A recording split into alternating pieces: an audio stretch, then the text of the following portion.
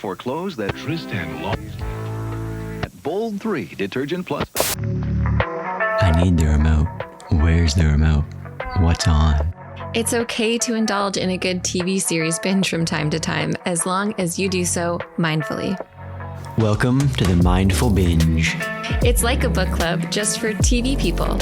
Join Alysse, Bryson, and Lane Kennedy, two sober West Coast besties who have never met in real life, as they recap TV shows and movies they love to binge mindfully. This dynamic duo digs into shows and movies that feature addiction, mental illness, and recovery as a part of the leading storylines. Now let's get into this week's episode.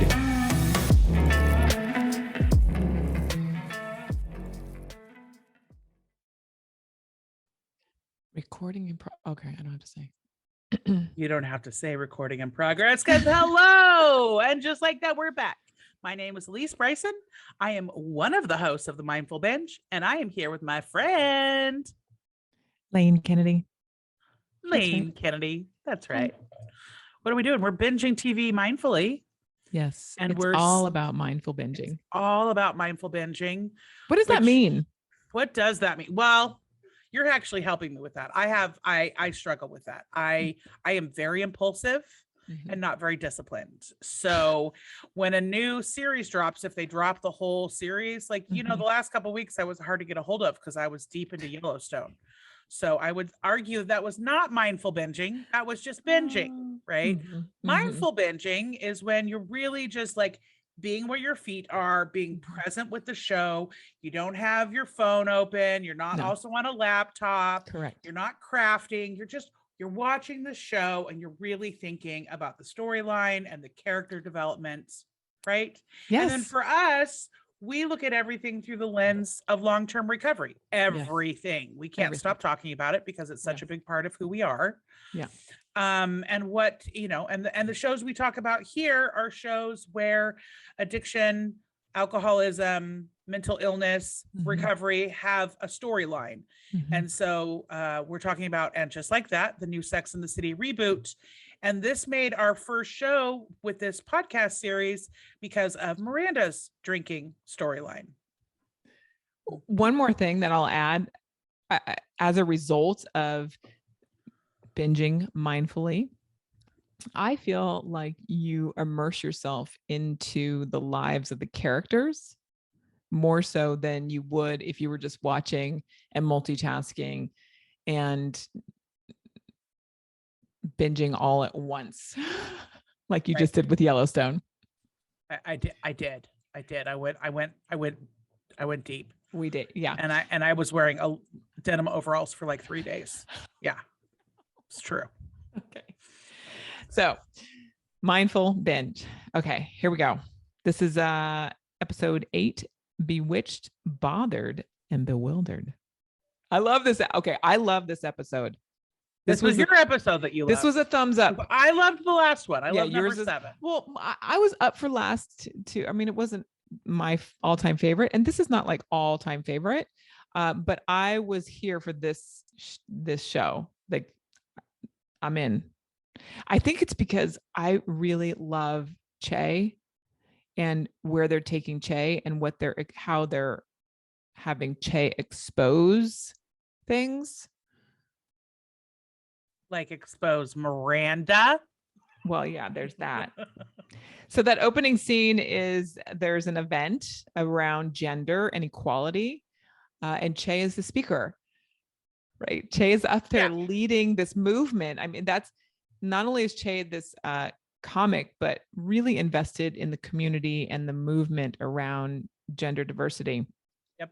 And spot on, celebrating. And then we see Miranda sneaking away because she just saw Brady and the girlfriend. Like, oh my God. But and the hair. Oh, her hair is terrible in this scene. Okay. We haven't talked about her hair in at least 2 episodes. So her hair is terrible in this scene. Oh God. And I don't like her weird schlumpy off the shoulder. No. The now, jeans. I love an off the shoulder sweater, okay, or sweatshirt. But I'm all for you gotta wear it with confidence. And she's all like schlumpy and like No. awkward. Like No. I No. was not here for The any wedges, of that. the heels. No, No. the whole outfit. I was like, No. this does not work. I don't know what they were trying to do here for this. Well, I think it's all intentional, right? We know all these things. A lot of decisions go, we know that there's off scene, there's a rack of clothing that they determined to make this look, right? And they're trying to make her look schlumpy and embarrassed and awkward as she like skirts away while Shay is up on stage talking about not hiding about who you are. Yeah. And now, we know that Miranda is coming into who she thinks she is with her sexual escapades with Shay. And then she spots her son and the girlfriend and is immediately does not want them to find out this way, which that would be an awkward way to learn something about your mom. I get that. No, she's making it a bigger. She's before. making it a bigger deal than it is because she's she could guilty. Just be there. Yeah. Well, she's guilty. So she's making it a bigger deal than it actually is. Because if she weren't sleeping with Che and she was there, she'd be like, "Hey, Brady, what's up? I'm so glad we're here celebrating diversity." Yeah, it's true. She's not cool right here. Well, neither is her outfit. But I do love how Che and her interact. Che is like, "Where are you going? What's happening?" as you're meekly running off. Yeah. And Che point blank asks, "Well, what's happened? How come you're not in an open relationship?" She made an assumption, right? She made an assumption, which, I mean, that's the thing about assumptions. But I can see how with their lifestyle, that I can see where they are coming from.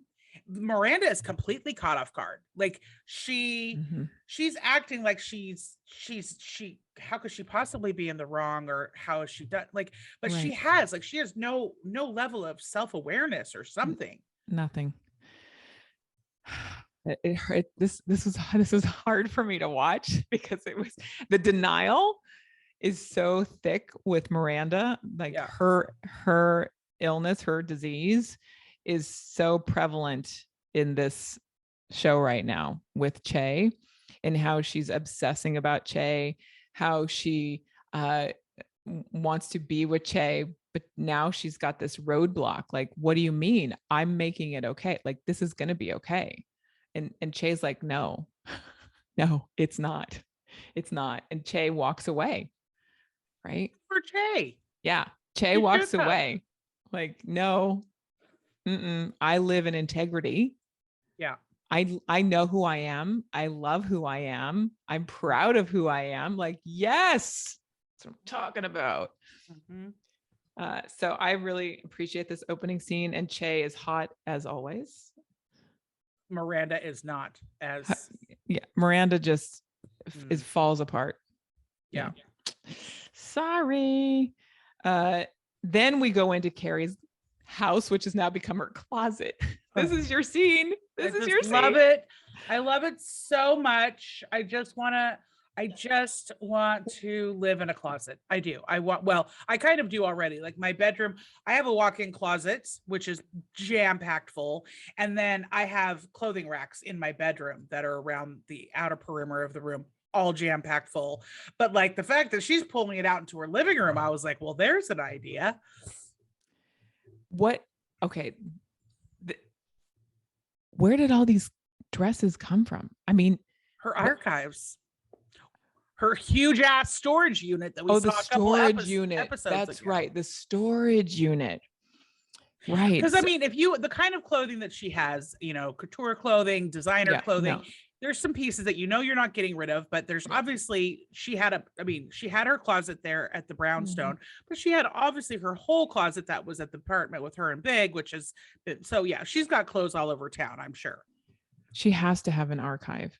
Yeah. Because this is, I mean, I think there's places to rent them that like keep your to make sure it's not too maybe hot, in New York. Clothes. Yeah, in New York for sure. Yeah, for sure. There's something like that. They don't do that here. They don't. They don't do that in San Francisco. Well, it sounds like a new side. And I know celebrities have closets that have the like dry cleaning thing. Yes, they do. Right. So but that's not Carrie. So when all of a sudden I'm seeing her every piece of clothing that she has worn over Sex in the City, I'm like, oh my God, this is overwhelming to me. But you loved it. I loved it. And the first thing I thought is, please let there be a traveling show where we can see all these clothings in person, like all these dresses in person. Because I mean, cool. I don't know about you, but I love anytime any museum has a fashion exhibit. I have traveled places to see exhibits. So I would sign up for that in a heartbeat. So if you're listening, please HBO. We should, yeah. They Sarah should know Jessica that. Parker, if you're listening, could you please make it happen? Make it happen, please. We want to see the dresses. We also are introduced to her neighbor, the fashion designer out on the stoop. The younger gal who's partying all night, who's like Carrie Jr., right? That's what I feel like we're getting. Right. Is this where they're trying to like pull us in and there's going to be a spin-off? Like, maybe. Is that what they're trying to do here? Maybe. Like, I'm not convinced about her yet. Her fashion choice, not a fan of yet. Yeah, well, she's not our demo, so that does, that makes sense.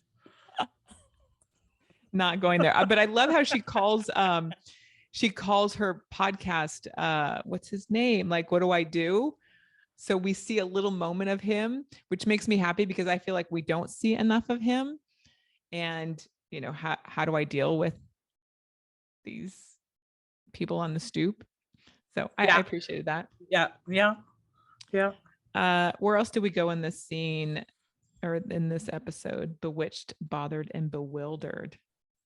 Okay. What scene is it? You're very excited. Well, this is the scene where I was like, oh, they're going there.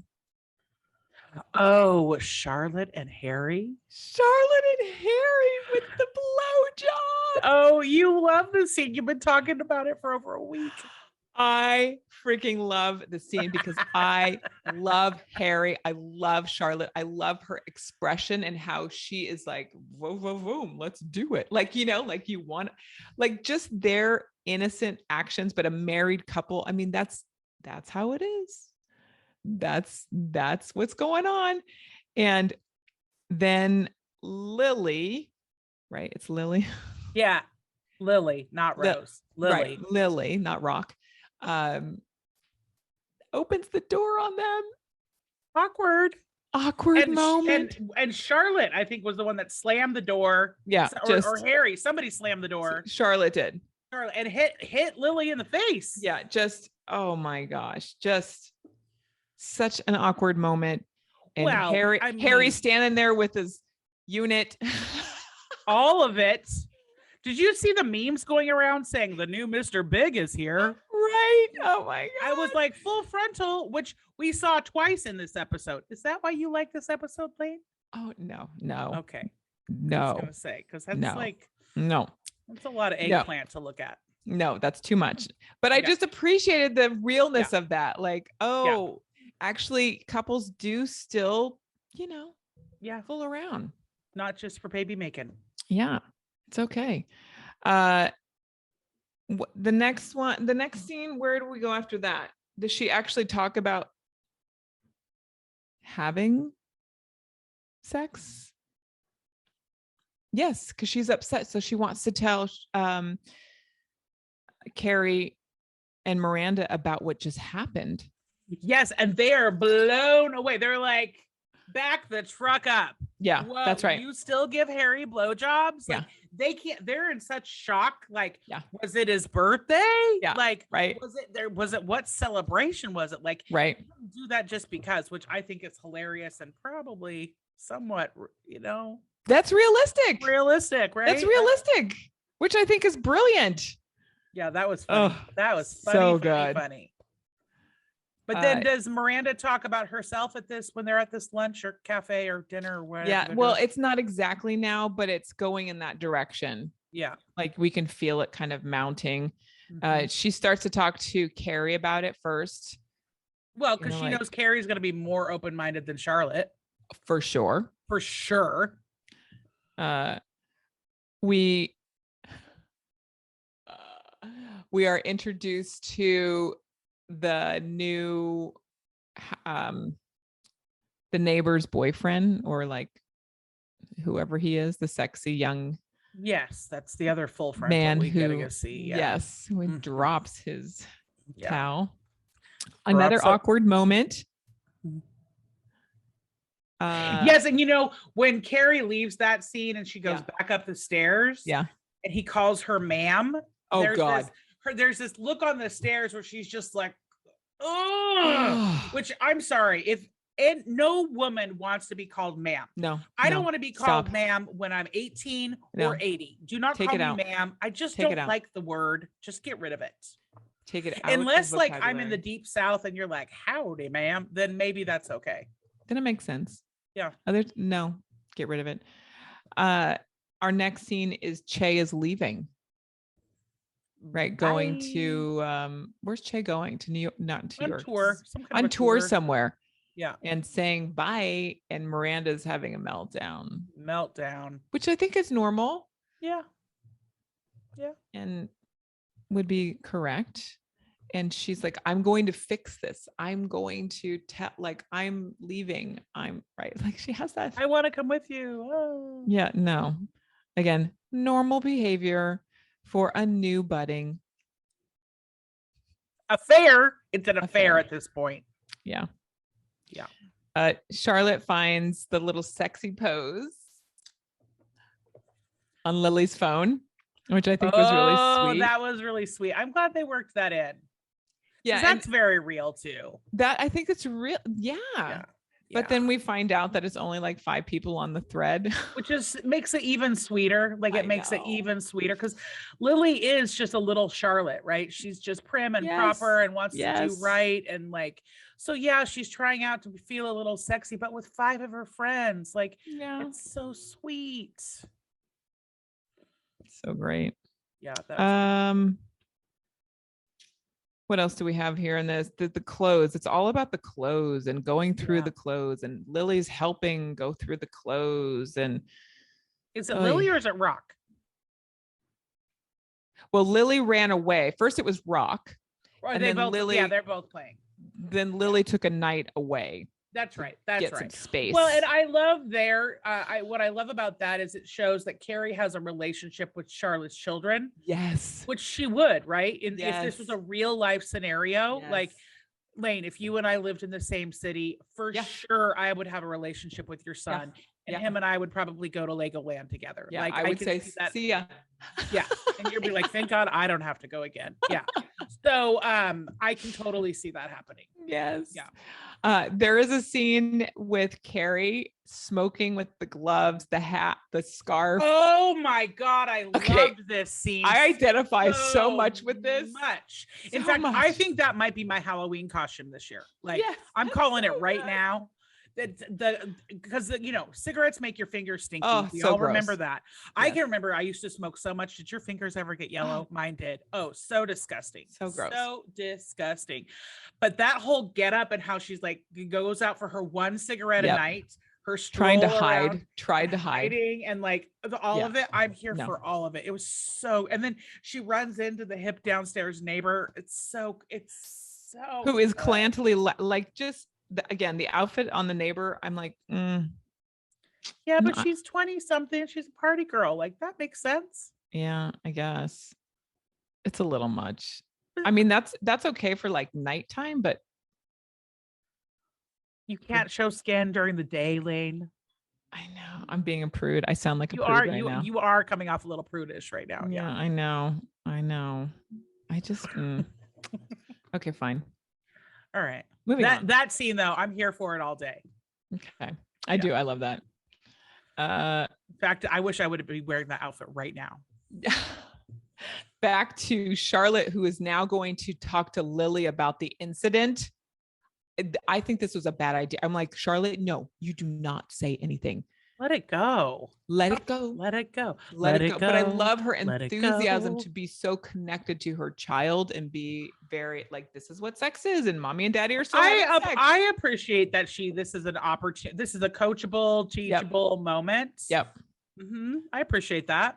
I love the Chanel sweater she has on all day. Yeah, it's pretty cute. I would wear that with jeans for sure. Yep. And my high tops. Yeah, I can see it. Yep. With a little scarf. With the scarf. Yeah, your signature look. Yep. That would be on. And then she says, I don't even know what you're talking about. Or there's like nothing. Yeah, because she did not make that connection. She didn't see anything. Because the door was in her forehead. So she did not see anything. Yeah. So great. Did you ever walk in on your parents when you were a kid? I'm sure I did. You know, I feel like I did, and I feel like I accidentally walked in once, and my dad was coming out of the shower, and I think we were both mortified. Yeah, I think the same kind of thing, like, but yeah, I grew up with hippies. There was a lot of stuff going on. There was a commune that I was on with naked gay men, you know, there was a lot happening in my life. Is this why you're a virgin to skin during the day?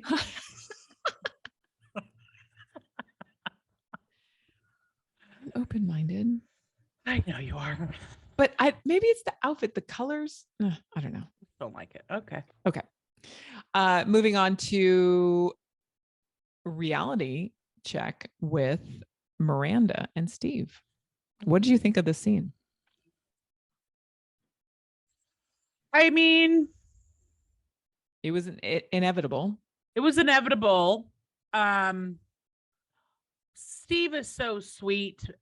But he has to know that I don't know though. He's very comfortable with where they're at in their life. Like he's very comfortable. He's fine sitting at home and eating ice cream and not having sex. Like he can't even hear anymore. So, but I think this is a normal thing for men too. I think this is where they go. I coach male clients as well. And I've had these conversations around their marriages and partners and how they're comfortable just having the intimacy of having their partner in bed with them, laying next to them. And that's enough. And that is enough. And I'm always fascinated by this. I'm like, oh, okay.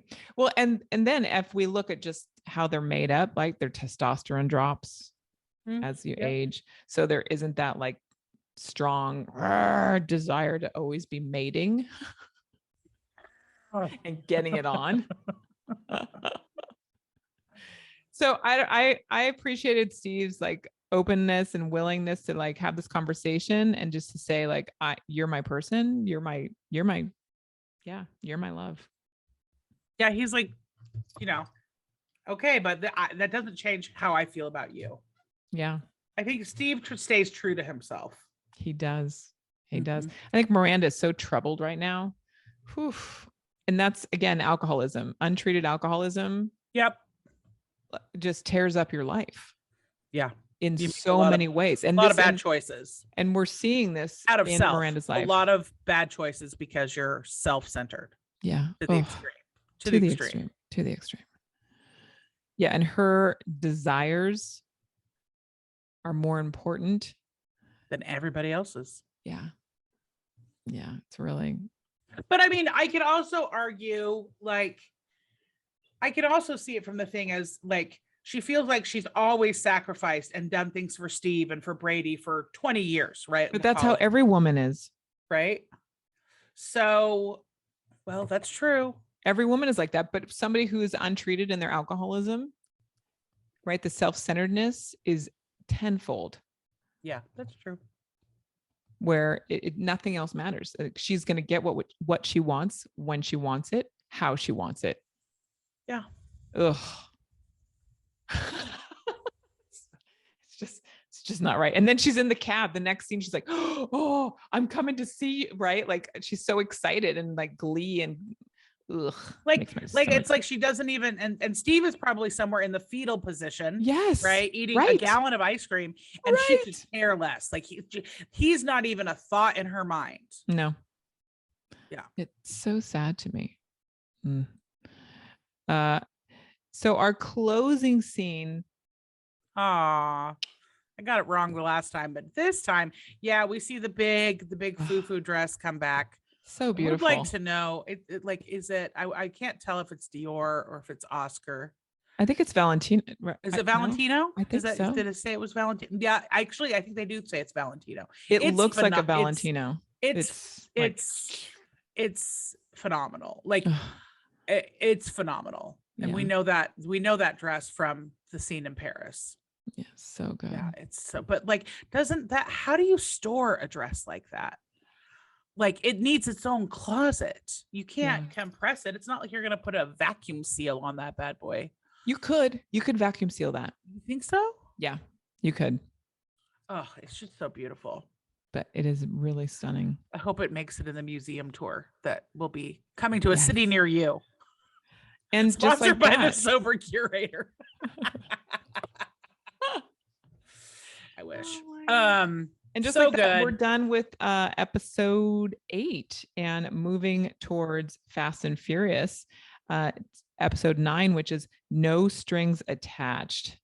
Yep. So last two shows of this season, and we don't know if this show has been picked up for another season yet. The jury is still out. I know. So if there is a show that you would like us to binge mindfully, let us know. You can reach us at themindfulbinge.com. All right, Lane, it's been fun arguing with you today. Keeping it real, Alysse. Yes, we do. Everybody have a great day, and we'll hear from you soon.